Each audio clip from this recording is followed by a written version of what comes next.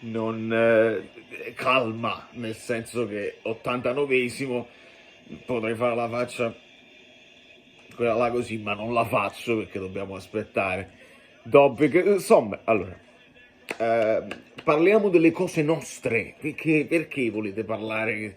Volete lasciare un like? Quanti ne volete lasciare? Vi lascio la libertà di lasciarne quanto volete. Vedi, mia moglie si alza e se ne va. Perché? Perché non si può fare sta vita, che noi ci svegliamo e scopriamo che Raspadori tiene la febbre. Questo è un video per perdere un po' di tempo, per prepararci alla partita. Adesso vado anche a mettere la live pronta, però ovviamente noi dobbiamo pensare a noi. Questi continuano a buttarsi a terra. Dumfries sta facendo un fallo al minuto, lui, trascinando la gente a terra e chiedendo il fallo così. Calma, perché la Roma ha sprecato troppo ed è normale che la devi chiudere la partita. Se non la chiudi con tutte le occasioni che hai avuto, Cristante, Dobvik, tutte le occasioni tiri mosci, è giusto così, calma. Sono 5 minuti di recupero, calma. Raspadori, abbiamo scoperto che ha la febbre, quindi tutto quello che abbiamo fatto ieri aveva senso fino a un certo punto, perché Oliveira centrale eccetera eccetera, e mo si riscoprirà evidentemente uno Spinazzola, se viene confermata questa cosa, uno Spinazzola un po', it's called stalling, vabbè, stalling, when you waste time in between, I'm stalling, perché qua non si capisce niente, c'è un piccolo abbraccio di Indica su Bissek, però poca roba, adesso aspettiamo un attimo.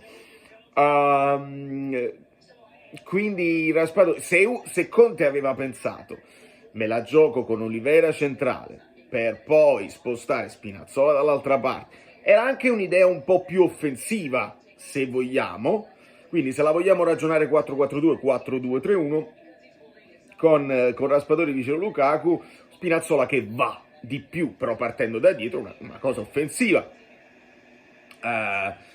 Ovviamente questo avrebbe portato a una considerazione su Rafa Marini, ci hai fatto una partita, ma basta, proprio non preferisco adattare piuttosto che... E invece se la febbre di Raspadori viene confermata, abbiamo le due possibilità. O si ritorna al discorso di Spinazzola ala, e quindi Oliveira torna a fare il terzino, I'm still stalling. Oliveira torna a fare il terzino e Rafa Marin torna a fare il titolare, oppure dobbiamo, con un po' di fantasia, dobbiamo pensare che improvvisamente Still Dumfries, dobbiamo pensare che magari un Okafor può essere messo nella mia, potrebbe farla la seconda punta Okafor vicino a Lukaku, invece proprio non ci pensiamo proprio, perché Conte l'aveva un po' stabilito, fa fatica, come facciamo, ma fatica, voi fate fatica, i giornalisti, anche Okafor fa fatica, è un campionato di fatica.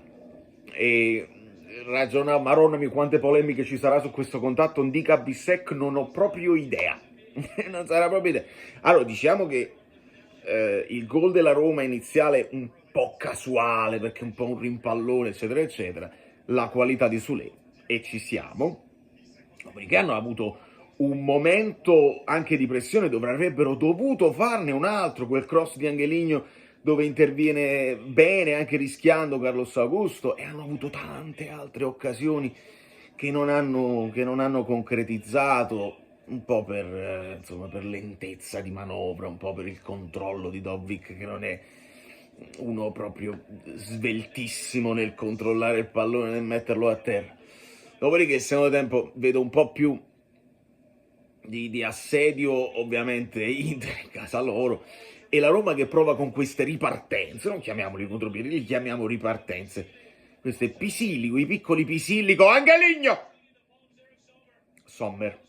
Poi voi adesso potreste anche pensare, ma quello Ranieri, girerebbero foto di Ranieri con lo stemma del Napoli, eccetera eccetera, ma no, in realtà dovete venire da me, che al fantacalcio io ho Sommer in porta. Ora però dovete anche considerare che io faccio 3 fantacalci, uno Sommer, il secondo pure Sommer e il terzo c'ho Svilar, e il terzo è il mantra, ed è il mio primo mantra. I'm still stalling, sto ancora perdendo un po' di tempo. O dire che è Sommer. Il mantra, il mio primo mantra, non sono bravo, non sono pronto, è il primo mantra, ho fatto acquisti un po' strani, eccetera, eccetera, però sono abbastanza soddisfatto della squadra che ho fatto, e caso vuole che sia tipo secondo in classifica, mentre nel fantacalcio con gli amici bellini sto praticamente retrocedendo, colpa mia, perché se ho Fazzini e continuo a non schierarlo in campo, è colpa mia, devo retrocedere, è proprio colpa mia, assolutamente. Però il fantacalcio con i cugini, Sommer. Il fantacalcio con gli amici bellini, Sommer.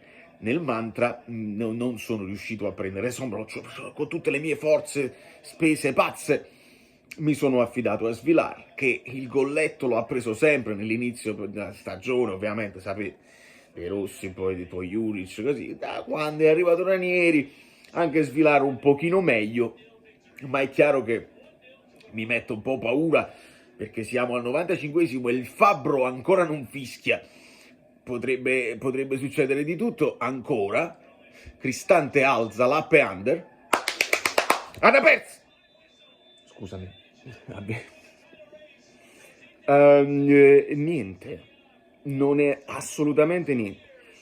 Però quando io vi dico che una mazzata può influire poi sulla psicologia delle altre partite, cioè è entrato in gioco un pochino di paura, vedi il nervosismo aumenta, vedi il nervosismo, entra in gioco un pochino la cosa, se mo perdiamo tutto cose, perché è giusto che sia così, è normale, è umano che sia così. Adesso però noi resettiamo tutto, perché questa è la partita dove loro giocano prima e si crea poi la cosa che tu devi fare il tuo dovere col Torino, e si può fare, e non voglio sentire niente, gli Elmas, le cose, la febbre di Raspadori. La riflessione è che la riflessione sul Napoli che domina, e che non, questa poi ve l'ho buttata così, ma ne riparleremo, probabilmente non ce ne sarà bisogno di parlare, ma l'ho accennata in un'altra sede. Da New York, Valerio Fluido e tutto, chi gioca secondo voi? Raspadori con l'aspirina, o Spinazzola, o un Gong improvvisamente seconda punta, che pure potrebbe essere Gong seconda punta, anche se stava con un amico, ma questo è un altro parere. Lasciate 4.000 like.